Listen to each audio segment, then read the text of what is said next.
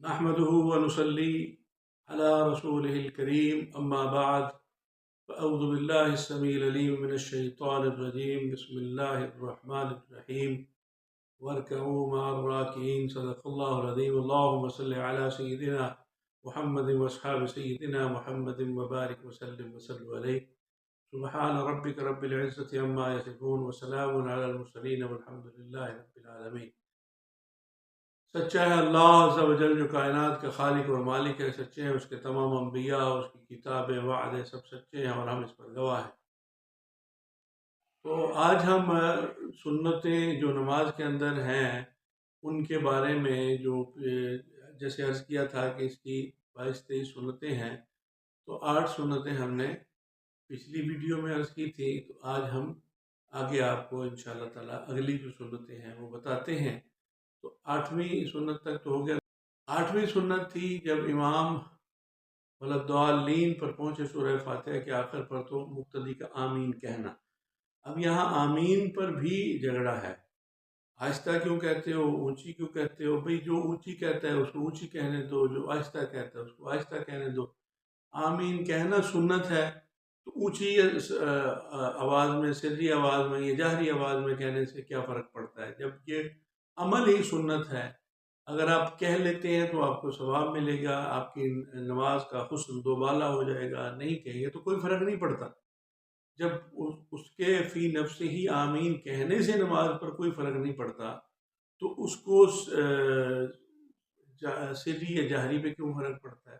بھئی آپ کسی کو اچھا لگتا ہے وہ اونچی آمین کہتا ہے تو اونچی کہہ لے، کیونکہ اگر وہ کہتا ہے تو وہ خود اپنے آپ سے تو اپنے پاس سے تو نہیں کہہ رہا، اس کے پاس روایتیں ہیں۔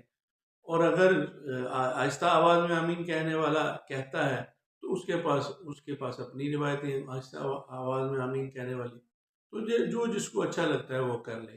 ان اعمال میں ان جو سنتیں ہیں یا جو بھی ایسے اعمال ہیں جن سے جو صرف فضیلت کے اعمال ہیں، جن سے کسی عمل کا، کسی عبادت کا حسن دوبالا ہو جاتا ہے، اس سے اس کی صحت پر فرق نہیں پڑتا۔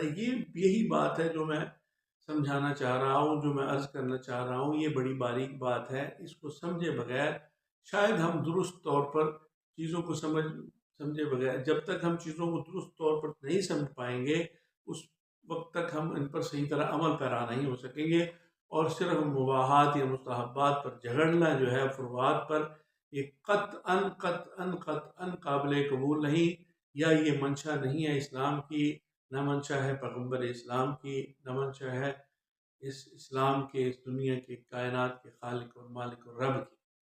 وہ یہی چاہتا ہے کہ مسلمانوں میں جماعت کا فلسفہ یہ ہے کہ اکٹھے ہو جاؤ بس، تو پھر اس کے بعد میرا تیرا والا جو فلسفہ ہے وہ ختم ہو جاتا ہے۔ جو کوئی شخص کسی کام کو سمجھتا ہے کہ یہ افضل ہے، یہ بہتر ہے، یہ افضل سمجھتا ہے تو کر لو، کوئی حرج نہیں۔ دوسرا سمجھتا ہے یہ افضل نہیں، نہ کر، اس میں تم کیوں نہیں کر رہے، تم جو میں کر رہا ہوں تم وہ کیوں نہیں کر رہے، اور جو تم کر رہے ہو تم کیوں کر رہے ہو؟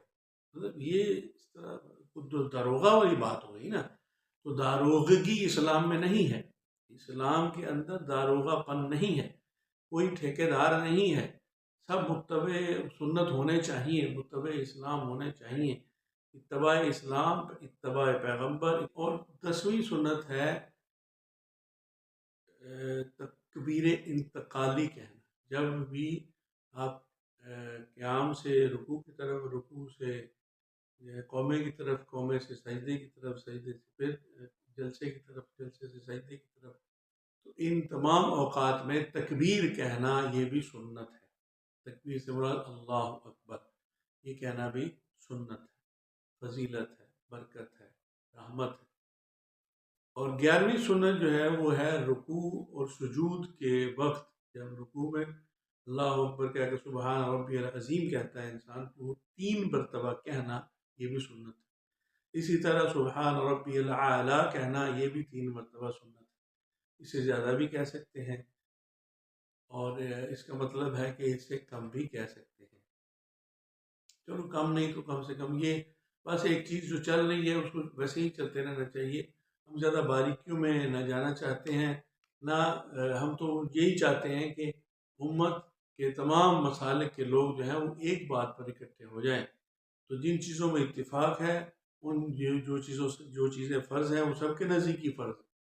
تو اختلاف کہاں پہ آتا ہے؟ جو مباحات ہیں یا سنتیں ہیں یا مستحبات ہیں، تو اس میں جھگڑنے کی ضرورت نہیں ہے. 12ویں سنت جو ہے وہ ہے رکوع جب کرتے ہیں تو رکوع میں جب کمر کو بالکل جھکا دیتے ہیں، اور تو کمر بالکل سیدھی ہونی چاہیے، اور دونوں ہاتھوں کو گھٹنوں کو دونوں ہاتھوں سے پکڑ لینا چاہیے. دونوں ہاتھوں سے دونوں گھٹنوں کو جب پکڑیں گے تو یہ پکڑنا بھی، گھٹنوں کو پکڑنا، یہ بھی سنت ہے. 13ویں سنت ہے جب امام سمیع اللہ لمن حمیدہ کہتا ہے تو یہ بھی سنت ہے. یعنی رکوع سے جب اٹھتا ہے قومے کی طرف جاتا ہے تو امام سمیع اللہ لمن حمیدہ کہتا ہے، اور مقتدی کا کام ہے کہ وہ ربنا لک الحمد کہے. یہ بھی سنت ہے. 14ویں سنت یہ ہے کہ جب کوئی شخص منفرد طور پر اکیلا نماز پڑھ رہا ہو تو وہ دونوں ہی کہے، یعنی سمیع اللہ لمن حمیدہ اور اس کے ساتھ ربنا لک الحمد. منفرد جو ہے وہ دونوں ہی کہے. امام کے پیچھے امام سمیع اللہ لمن حمیدہ کہے گا اور مقتدی ربنا لک الحمد کہے گا. اور انسان اگر اکیلے پڑھ رہا ہے منفرد طور پر، اکیلا، منفرد سے مراد اکیلا پڑھ رہا ہے بغیر امام کے، تو وہ دونوں ہی کہے گا، سمیع اللہ لمن حمیدہ بھی کہے گا اور ربنا لک الحمد. اور 15ویں سنت جو ہے وہ ہے جب سجدے میں جاتے ہیں تو سجدے میں پیشانی یعنی کہ ماتھا رکھنے سے پہلے گھٹنے رکھیں، پھر دونوں ہاتھ رکھیں اور پھر پیشانی رکھیں. تو یہ جو ترتیب ہے یہ بھی سنت ہے. لیکن اگر کوئی شخص پہلے ہاتھ بھی رکھ لیتا ہے تو اس سے بھی کوئی فرق نہیں پڑتا. بات صرف یہ ہے کہ کتنا احسن انداز میں، کتنا بہتر انداز میں، کتنا زیادہ اچھے انداز میں، خوبصورت انداز میں. تو یہ اعمال ایسے ہیں کہ جن سے نماز کا حسن دوبالا ہو جاتا ہے. 16ویں سنت ہے وہ یہ ہے کہ سجدے کے وقت جب انسان سجدے کی حالت میں ہوتا ہے تو دونوں ہاتھوں کی جتنی بھی انگلیاں ہیں ان کو سیدھا قبلہ کی طرف، ساری انگلیوں کو قبلے کی طرف سیدھا ہونا چاہیے. یعنی جوڑ کے ملا کے ساری انگلیاں اکٹھی رکھنی ہے ہاتھ کو، تاکہ ادھر ادھر دائیں بائیں انگلیوں کو رکنا ہو جائے. اگر ہو جائے تو فرق نہیں پڑتا، لیکن حسن نماز یہ ہے کہ وہ اس کو سیدھی انگلیوں کو رکھا جائے، ساری انگلیوں کا رخ قبلہ کی طرف ہونا چاہیے. تو یہ آج ہم نے آپ کو دوسرا پارٹ عرض کیا سنتوں کا.